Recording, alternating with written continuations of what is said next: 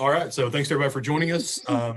So as part of the start of early voting starts on February 10th, the UTC Mocs Go Vote Committee has asked City Council candidates to speak with high school and college students in Chattanooga, answer their questions, to share their vision for the future of Chattanooga. And joining us now is the current incumbent and candidate for District 8, Mr. Anthony Byrd. So Councilman Byrd, I will let you introduce yourself, and then I'll turn it over to students for questions. All right, hello, I'm Anthony Byrd. I'm councilperson for District 8. I'm a father, I'm a entrepreneur. I love my community. I've been in Chattanooga my entire life. Didn't never have plans on being a city councilman. I just always loved people and wanted to help out. I was a part of an anti-drug group as a kid called the Happy Clowns, where I dressed up in clown suits and went and told kids to say no to drugs during the 90s when drugs hit our city really hard. Then I changed to a boy band where me and Usher Raymond signed a record deal, and we traveled the world. And I came back home and started working at a place called General Sessions Court. And I worked there for 25 years in the court system, just helping people and seeing the heartaches of just miseducation when it comes to law and when it comes to the process and how things work. And me being there, able to help people just, spark something in me. And then a guy came to me one day and said, "Hey, why don't you run for city council?" And I ended up winning thanks to the grace of God. And now I'm here and just wanting to serve and just, do the best for my community in the best way that I can. So that's who I am. Awesome. All right. Well, I'll turn it over to you guys for questions. Okay. Hi. I'm Janai.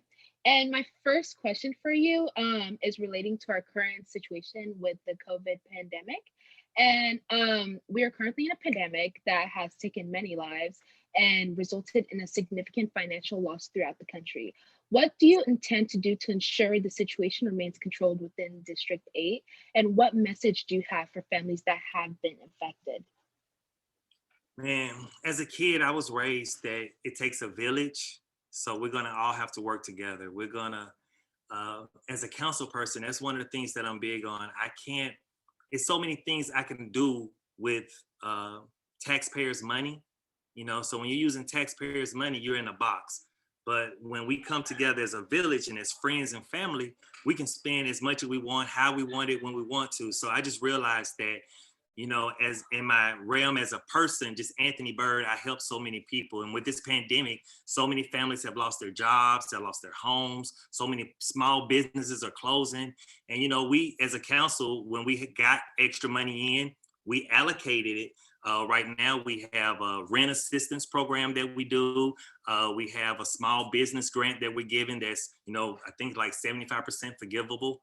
And we're also trying to just make sure we support, other nonprofits like United Way, like, the Furniture Bank, some of the homeless shelters, just to make sure people are getting some of the services that they need. But just want to tell people, we have to love on each other. We have to show that some kindness in this crazy world that we're living in right now, and just, love our neighbor and do best that we can to just support them and lift them up, because this is going to last with us for a while.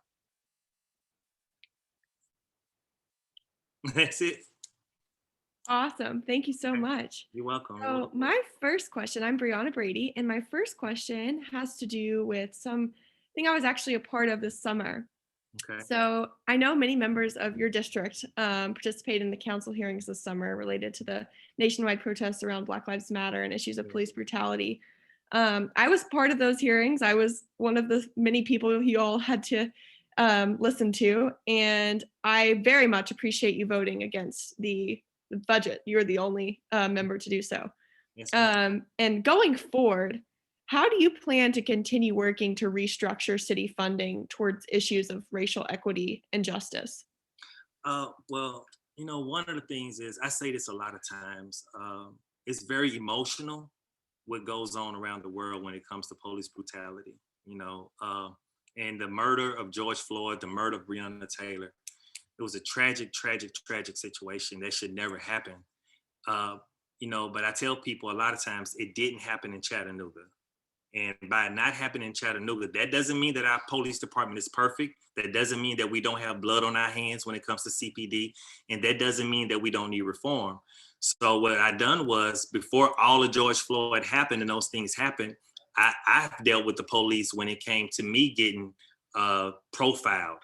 So we started the PARC, the Police Advisory Committee, before all of this happened. And that Police Advisory Committee reports to us quarterly to make sure that we see some of the unjust and some of the wins that our CPD do. And so it's up to me to then let the community know what's going on and how it's being portrayed, and, you know, the things that we can do to correct our police department, because while it's not perfect, we have a better police department in some other places. And when I was listening to, I think it's Democratic Socialists of America, when you hear the Democratic Socialists, it's almost like you're in a gang, and it's like the Bloods trying to talk to the Crips, and it's like everybody just shut down. So when the Democratic Socialists of America was talking to us, no one heard them say, you're in a hiring freeze and you have $150,000 for a polygraph test. And so when I heard that, I called Chief Roddy and said, what do we use the polygraph test for? And he said, for new hires. Well, we're in a hiring freeze, so we don't have new hires. So sometimes when you just separate Democrat from Republican to socialist, if we just listen and humble ourselves sometime and not lead with our ego, you can hear some great things that can happen.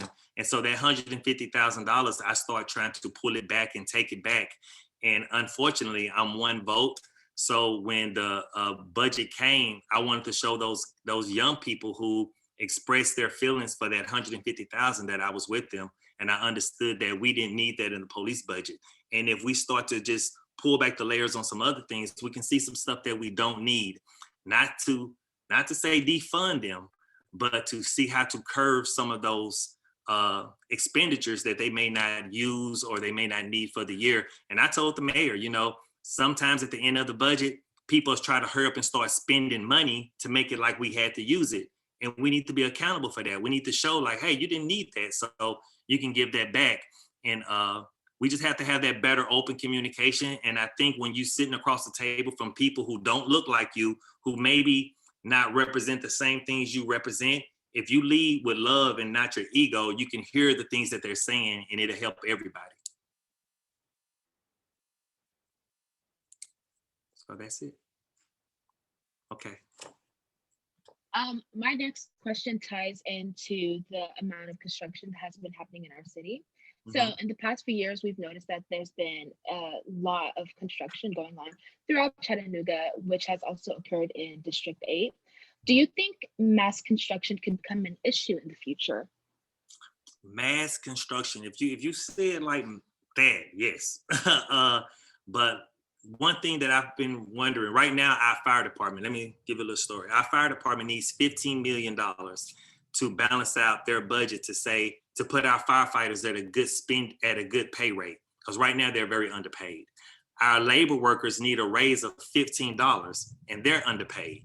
Our YFD department is terribly underpaid. So when you see all of these people that are underpaid, you say, how do we raise their salaries and put them where they're at? So we're probably at $50 million extra that we need on our budget to get people where they at. And this is something we have to pay for every year. It's not a one-time thing. So we have to figure out how to raise all those tides at the same time so we keep morale going the right way, because when morale is low, our city suffers. So when you have quote unquote mass development and things of that nature, that's one way to not have to raise taxes, because now you're creating another tax base to add to the tax base, you know, because right now, if we're at $300 million, if we get more development, that adds to the tax base. But my thing is, you know, people are big on gentrification. So my thing is revitalization without gentrification.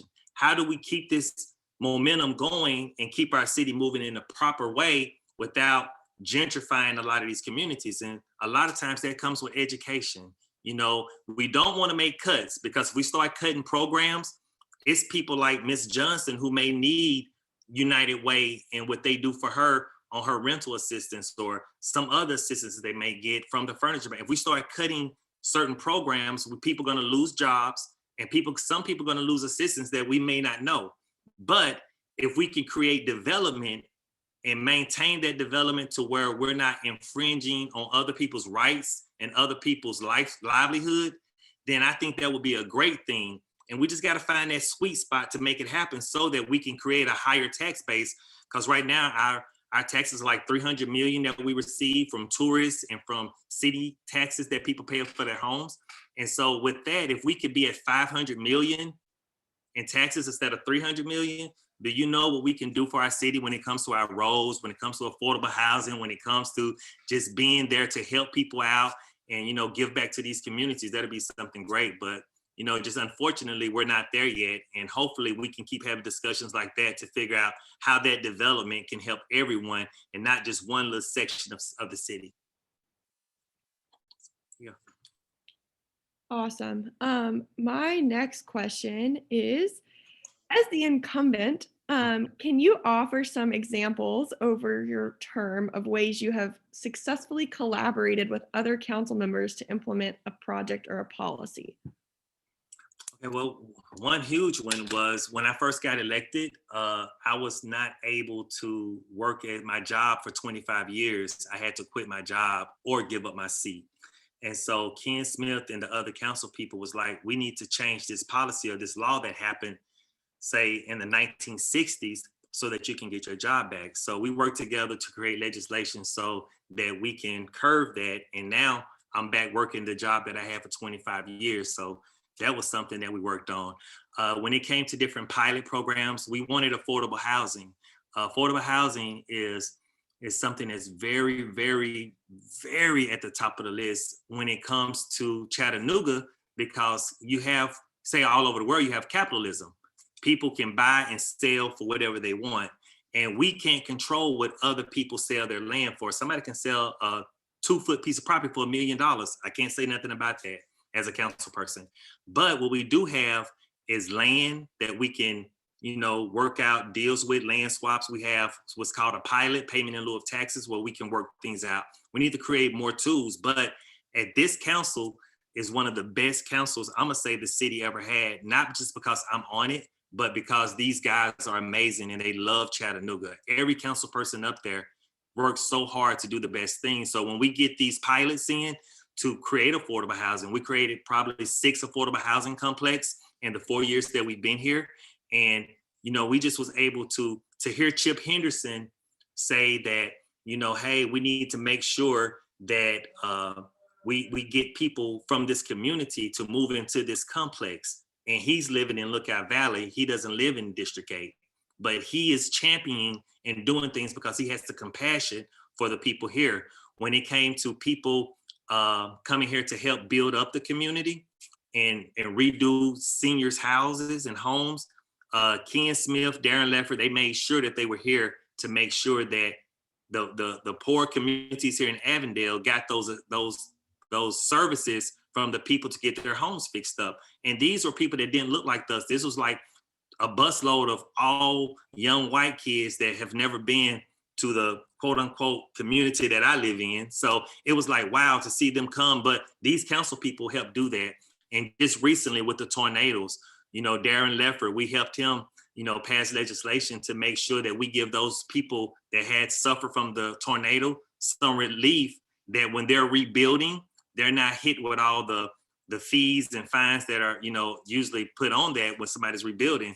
But, you know, we had people call us and was upset about that, saying that we're helping the rich. But in that sense, as a council, we knew Darren Lefford needed our help to get this legislation passed. And we got it passed to help people that you know, that live in our community, our family. Yep, my family is one of those tornado families, so we are grateful. And thank you for your answer. Yes, ma'am. Yes, ma'am.